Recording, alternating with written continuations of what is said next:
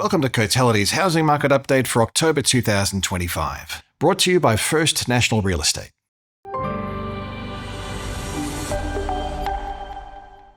The Australian property market is gathering strength as we head further into spring, with September marking the strongest monthly gain for national dwelling values since October of 2023. Our national index was up 0.8% in September, led by a 0.9% increase across the capital cities. On a quarterly basis, values were 2.2% higher, up from a 1.5% lift in the June quarter and double the 1.1% increase seen over the 3 months to March. In dollar terms, the September quarter rise was equivalent to just over $18,000 being added to the median value. Growth has once again become broad-based, with every capital city and rest of state region recording an increase in dwelling values over the month, over the quarter, and over the most recent 12-month period. That being said, some divergence in the pace of growth is once again starting to emerge. Perth and Brisbane are once again pulling ahead of the larger capitals, with values up 4% and 3.5% respectively through the September quarter, with the pace of gains being led by the unit market.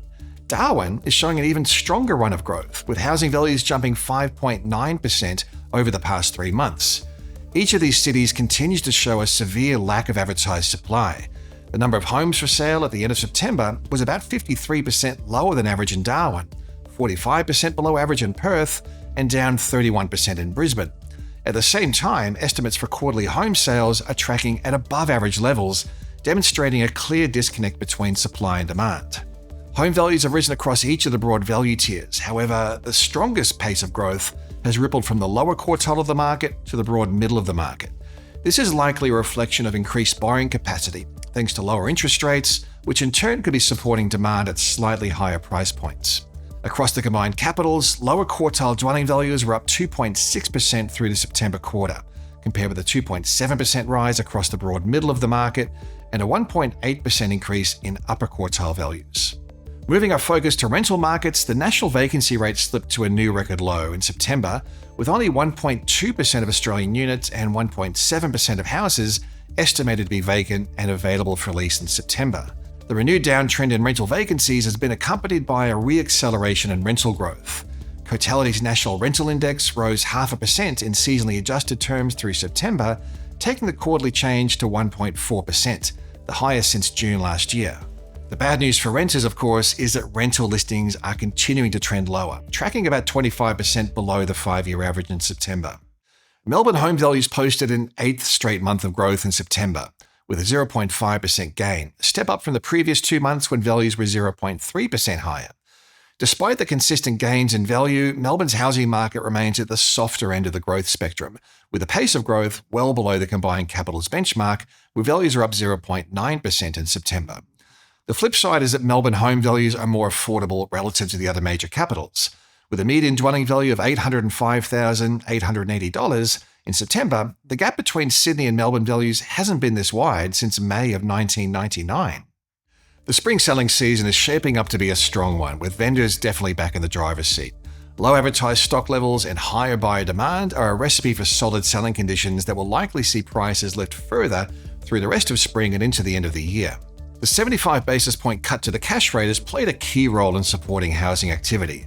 Borrowing capacity, based on a median household income of $106,000, has increased by about 7% since the first rate cut in February, and lower interest rates have supported a lift in consumer sentiment, which is really important for high commitment decision-making.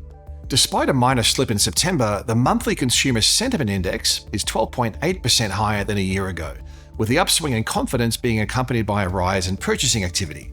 Real wages growth is adding to sentiment and to savings. At 1.3% per annum, inflation-adjusted wages growth was at its highest level since June of 2020, and it's about 2.5 times the pre-COVID decade average of just 0.5% per annum. Stronger wages growth alongside lower debt servicing costs should help to further support purchasing activity and sentiment. A tight jobs market is another factor supporting demand and borrowing capacity. The unemployment rate held at 4.2% in August, and the underemployment rate at 5.7% hasn't been this low since 1991. Although labour markets are expected to loosen a little, the low unemployment rate and real income growth should add to support for housing demand and higher prices. With the expanded home deposit guarantee going live on the 1st of October, The opportunity to get into the market early with as little as a 5% deposit and without the added cost of lender's mortgage insurance is likely to be popular with prospective first home buyers. We expect to see high levels of demand concentrated around the new price caps in the coming months. We could see the value of houses in well-located areas, recently unlocked by the expanded caps, surpass the new price caps quite rapidly. As at the end of September, 50% of Australian suburbs had a median house value that was at or under the new price caps, and 93% of suburbs had a median unit value at or under the new price caps. Although the outlook for housing markets is looking increasingly positive, some headwinds remain that will likely keep the rate of growth in check. Stretched affordability is arguably the most significant factor keeping a lid on value growth. Based on data to June, the median national dwelling value to household income ratio was only marginally off record highs at 7.9, with Sydney recording a ratio as high as 9.6. We also have some renewed uncertainty around the path of inflation, given a higher than expected monthly inflation indicator reading for August, which could push back the timing and extent of further interest rate cuts. There's plenty to keep an eye on as we move through spring.